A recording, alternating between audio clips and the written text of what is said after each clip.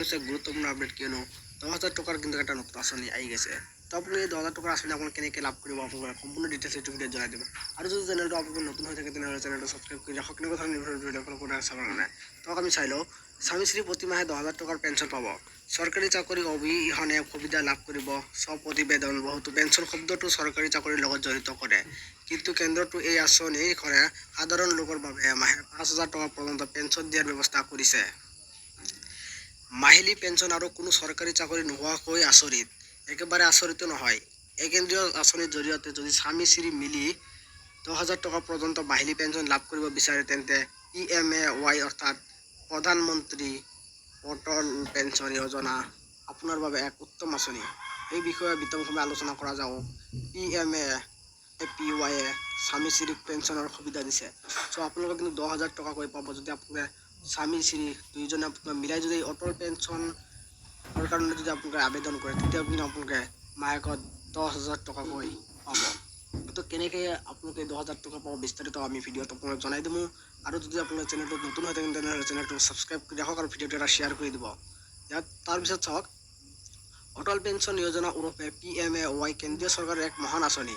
প্ৰতিমাহে মাত্ৰ 210 টকা বিনিয়োগ কৰক আৰু নিৰ্দিষ্ট সময়ৰ পিছত প্ৰতিমাহে 5,000 টকা ৰিটাৰ্ণ লাভ কৰক। কেন্দ্ৰীয় চৰকাৰৰ এক মহান আঁচনি হৈছে অটল পেঞ্চন যোজনা। এই আঁচনিৰ উদ্দেশ্য হৈছে জনসাধাৰণৰ পেঞ্চন নিশ্চিত কৰা। এই আঁচনিখন বিনিয়োগ কৰিলে মাহে 5,000 টকা লাভ কৰিব পাৰিব। সকলো মানুহে বৃদ্ধ বয়সত আৰামত জীয়াই থাকিব বিচাৰে আৰু সেইবাবে তেওঁ কম সময়তে কম টকা বিনিয়োগ কৰে। দেশত ধন বিনিয়োগ কৰিবলৈ আঁচনিৰ অভাৱ নাই। 18 পৰা 40 বছৰৰ বয়সৰ ভাৰতৰ নাগৰিকে এই আঁচনিৰ বিনিয়োগ কৰিব পাৰিব। যদি আপোনালোকে 18 পৰা 40 বছৰৰ ভিতৰত আপোনালোকৰ বয়স হৈ যায় তেতিয়া কিন্তু আপোনালোকে ভাৰতীয় নাগৰিক হ'ব লাগিব। তেতিয়া আপোনালোকে এই আঁচনিৰ বাবে আবেদন কৰিব পাৰিব। কিন্তু ইয়াৰ বাবে বিনিয়োগকাৰীক নিজা মোবাইল নম্বৰ সৈতে লিংক কৰিব লাগিব। বয়সত মাহিলী পেঞ্চন পাব বিচাৰে তেন্তে কমেও 20 বছৰৰ পৰা বিনিয়োগ কৰিব লাগিব। যদি আপোনালোকে এই আঁচনিৰ বাবে আবেদন কৰে তেন্তে আপোনালোকে কমেও 20 বছৰ আপোনালোকে এই আঁচনিত কিন্তু আপোনালোকৰ পইচা বিনিয়োগ কৰিব লাগিব। চাওক, 60 বছৰ বয়স হ'লে প্ৰতিমাহে পেঞ্চনৰ ধন পাব। উদাহৰণস্বৰূপে যদি বিনিয়োগকাৰীৰ বৰ্তমান বয়স 28 বছৰ হয় কিন্তু প্ৰতিমাহে 210 টকা জমা দিব লাগিব। সেইটোৱে হ'ল প্ৰতিবেদনত প্ৰতিদিনে 7 টকা।